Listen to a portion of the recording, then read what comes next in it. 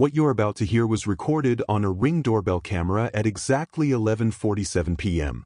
Listen carefully. The woman who answered that door would be dead within 20 minutes. But here's what will send chills down your spine. She knew her killer was coming. She had received an email just 17 minutes earlier that simply read, "I'm outside. We need to talk. Open the door." What happened next would expose a web of obsession so twisted, so calculated, that it would change how an entire community viewed the dangers of saying no to the wrong person. This is the story of Maya Patel, a successful, independent woman whose only crime was rejecting a man who refused to accept rejection. A man who had been watching her every move, planning this moment for months, waiting for the perfect opportunity to make her pay the ultimate price for her independence. But what the killer didn't know was that Maya had been documenting everything. Every threat, every appearance at her workplace, every violation of the restraining order she had filed. What he also didn't know was that Maya's neighbor had just installed a new security system that would capture everything, including the moment he realized he had made a fatal mistake. This case will make you question everyone around you, and by the end of this video, you'll understand why Maya's story became the catalyst for changing stalking laws across the entire country. Detective Amanda Torres had seen her share of domestic violence cases, but nothing could have prepared her for the call that came in at 12:23 a.m. on October 15th. The hysterical neighbor, Janet Morrison, could barely speak between her sobs. There was screaming, so much screaming, and then it just stopped.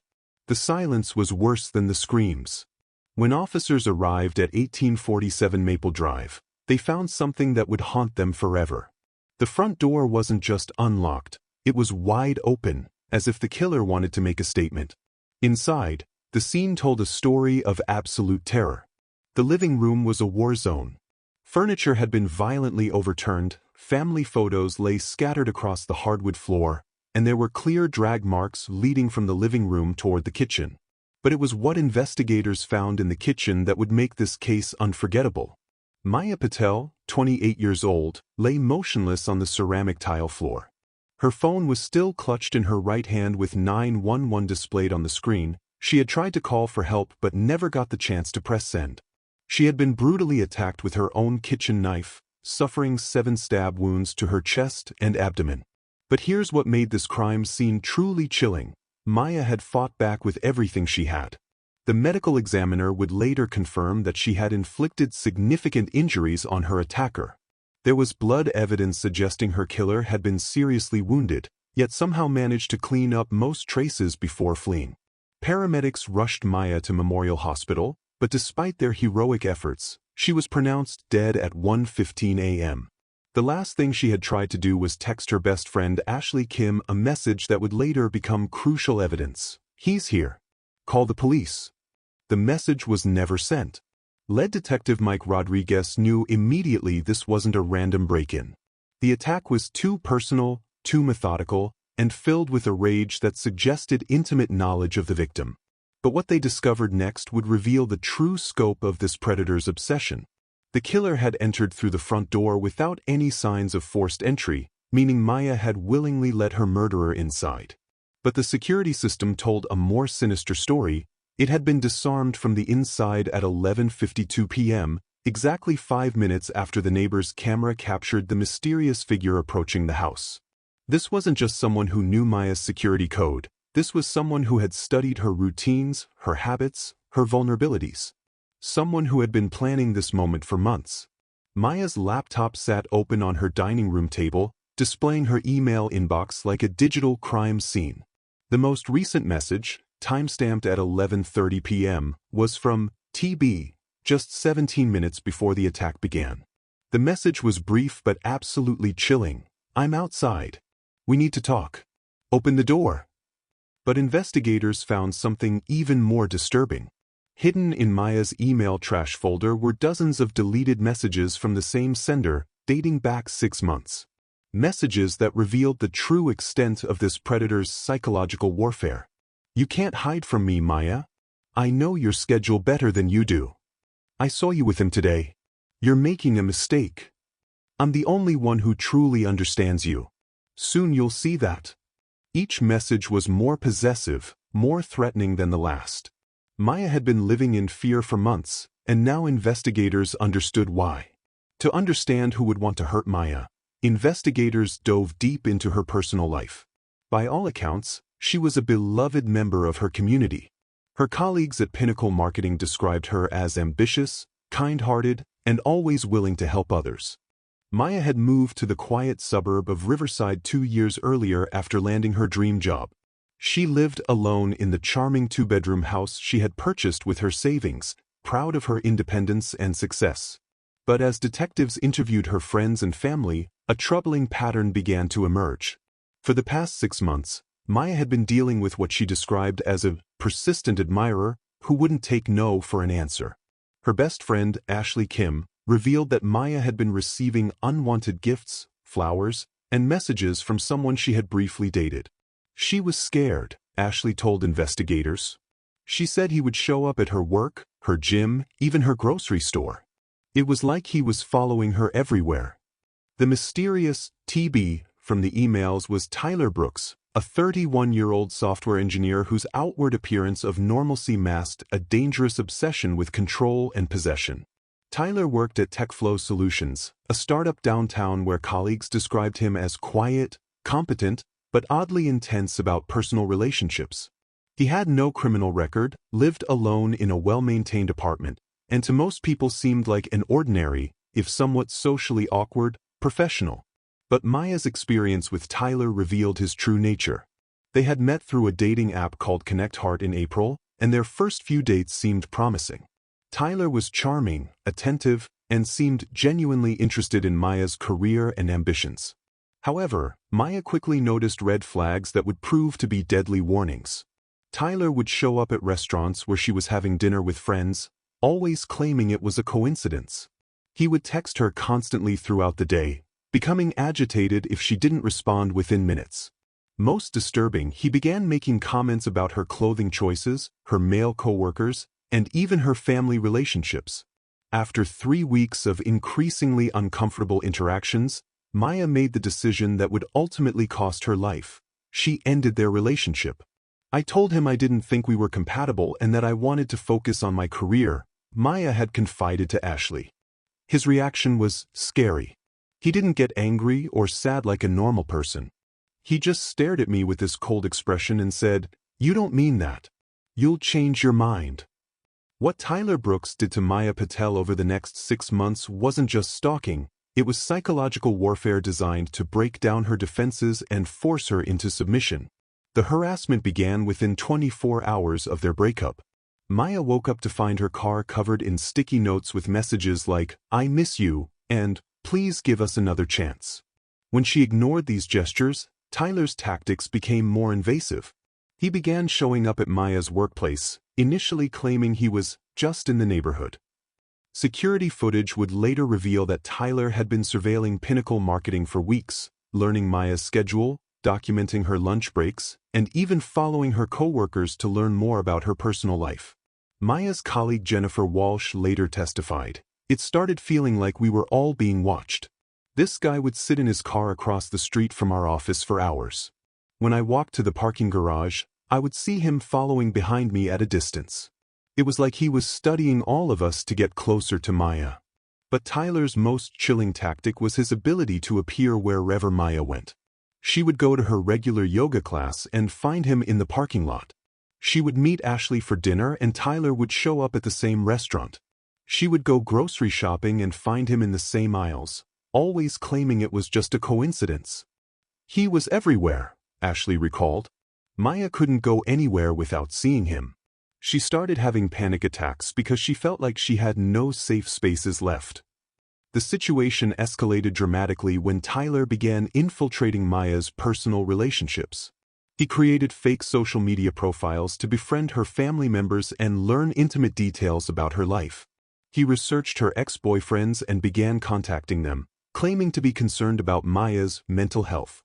Most disturbing, Tyler had somehow obtained Maya's work schedule, her gym membership information, and even her medical appointments. Maya discovered he had been calling her doctor's office, claiming to be her boyfriend and asking about her prescriptions. "It was like he was trying to take over my entire life," Maya had told Ashley just weeks before her death. I felt like I was disappearing, and he was replacing me with some version of myself that only existed in his head. When detectives brought Tyler in for questioning, he appeared calm and collected, almost unnaturally so for someone whose alleged victim had just been murdered. Detective Rodriguez noted Tyler's pristine appearance and lack of visible injuries, despite the evidence suggesting Maya had fought back violently. "I was home all night," Tyler insisted, maintaining direct eye contact with the investigators. "I was working on a coding project. I have timestamps on my computer files to prove it."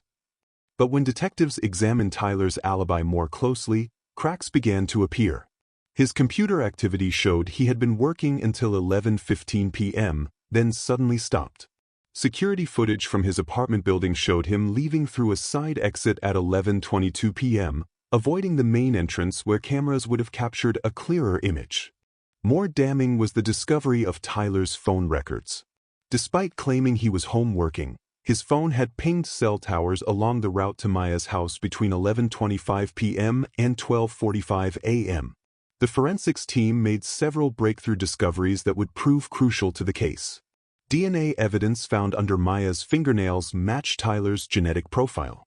Additionally, fibers from Tyler's distinctive black wool sweater were discovered on Maya's clothing and furniture. Perhaps most compelling was the murder weapon itself. The kitchen knife used in the attack belonged to Maya, but investigators found something peculiar.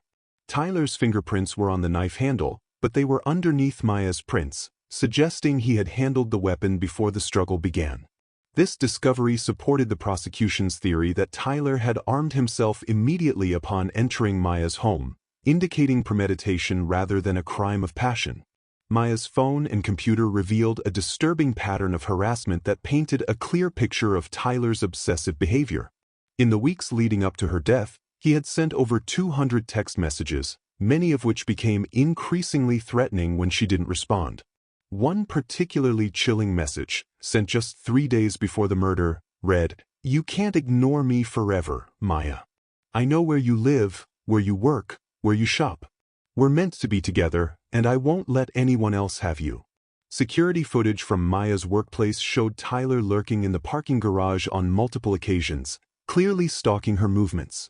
Her co-workers confirmed they had seen him following her from the building, prompting Maya to start varying her routes home. Tyler Brooks was charged with first-degree murder, stalking, and violating a restraining order. The trial began 8 months after Maya's death, with her family and friends filling the courthouse gallery, desperate for justice. The prosecution, led by District Attorney Maria Santos, presented a methodical case built on overwhelming evidence. They argued that Tyler had become obsessed with Maya after she rejected him, and that his behavior had escalated from harassment to murder when he realized he couldn't control her. Tyler Brooks couldn't accept that Maya Patel was a strong, independent woman who had the right to say no, Santos told the jury during opening statements. When she refused to be his victim through intimidation, he made the ultimate decision to take her life. The defense, headed by attorney Robert Chin, attempted to paint Tyler as a lonely, misunderstood man who had been unfairly demonized. They argued that the evidence was circumstantial and that Tyler's presence at Maya's house that night was simply an attempt to reconcile their differences. "My client is guilty of poor judgment and perhaps being too persistent in his affections," Chin argued. "But being socially awkward and romantic to a fault does not make someone a murderer." Ashley Kim's testimony proved to be one of the most powerful moments of the trial. Fighting back tears, she described how Maya had become increasingly fearful in the weeks before her death. She installed new locks, changed her phone number twice, and even considered moving to a different city, Ashley testified. "Maya told me she felt like she was living in a prison because of Tyler's constant harassment. She was terrified of him." The prosecution also called Maya's co-workers, who testified about Tyler's threatening behavior at her workplace. Security guard James Martinez described how Tyler had attempted to force his way into the building on multiple occasions, becoming agitated when denied access. He would pace back and forth in the parking garage for hours, Martinez testified. "When I approached him, he would claim he was waiting for Maya, but she had already left through a different exit. His behavior was definitely concerning." Tyler's carefully constructed alibi fell apart when digital forensics experts testified about his computer activity. While Tyler claimed he was working on a coding project all night, the experts revealed that his computer had been set to automatically save files at regular intervals, creating false timestamps. The defendant essentially created a digital decoy, explained forensics expert Dr. Sarah Kim. He programmed his computer to make it appear he was actively working when he was actually at the victim's house. The defense's final blow came when prosecutors revealed Tyler's internet search history. In the days leading up to Maya's murder, he had researched topics including how to disable home security systems, how long does DNA evidence last, and most disturbing, how to make a murder look like self-defense. After deliberating for 6 hours, the jury returned with their verdict. Tyler Brooks was found guilty on all charges: first-degree murder, stalking, and violating a restraining order. The courtroom erupted in a mixture of relief and grief as Maya's family finally heard the words they had been waiting for. Her parents, Raj and Priya Patel, embraced each other as tears streamed down their faces. 2 months later, Tyler Brooks was sentenced to life in prison without the possibility of parole. Judge Patricia Williams delivered a scathing rebuke during sentencing, addressing the broader issue of stalking and domestic violence. This case represents the deadly consequences of treating women as objects to be possessed rather than human beings with agency, Judge Williams stated. Tyler Brooks' actions were not those of a romantic suitor, but of a predator who escalated his behavior to the ultimate act of control, murder. Maya's family established the Maya Patel Foundation, dedicated to supporting stalking victims and advocating for stronger legal protections. The foundation has helped pass legislation requiring GPS monitoring for repeat restraining order violators and funding for victim safety programs. Maya Patel's story isn't just another true crime case. It's a wake-up call that could save lives right now. As you've been watching this video, someone in your city, maybe even in your neighborhood, is living through the same terror Maya experienced. Here's what I need you to do after watching this video. First, if you recognize any of the warning signs we discussed in someone you know, excessive texting, showing up uninvited, monitoring social media obsessively, making threats when rejected, don't dismiss it as romantic persistence. These are red flags of dangerous obsession, and they can escalate to violence. Second, share this video. Not for views or likes, but because Maya's story could literally save someone's life. The more people who understand the reality of stalking behavior, the more potential victims we can help identify and protect. Third, know the resources. The National Domestic Violence Hotline is 1-800-799-7233. They have trained counselors available 24/7 who understand stalking cases and can provide immediate safety planning. They also have a website with chat support for those who can't safely make phone calls. Fourth, if you're in law enforcement or work in the legal system, Maya's case should fundamentally change how you handle stalking reports. 7 restraining order violations in 2 weeks should never be treated as minor infractions. These are warning signs of impending violence. Finally, I want you to remember Maya not as a victim, but as a fighter. She documented everything, she followed legal procedures, she fought back with everything she had. She did everything right, but the system failed her. We owe it to her memory to make sure that system works better for the next Maya Patel. Maya's parents established the Maya Patel Foundation, and they've helped change stalking laws in 12 states since her death. But there's still work to be done. If this case affected you, if it opened your eyes to the reality of stalking, if it made you think differently about the word no, then Maya's death wasn't meaningless. Her story is still saving lives, and it can save more with your help. Hit that like button if you believe stalking victims deserve better protection. Subscribe if you want to see more cases that expose the failures in our system. And share this video because somewhere out there is another Maya who needs to know she's not alone. The comments section is open for your thoughts, but I want you to be respectful. Real families are impacted by these stories, and Maya's parents still read comments about their daughter's case. Until next time, trust your instincts, take threats seriously, and remember, saying no is not negotiable. It's a complete sentence, and anyone who won't accept it is showing you exactly who they are. Stay safe out there.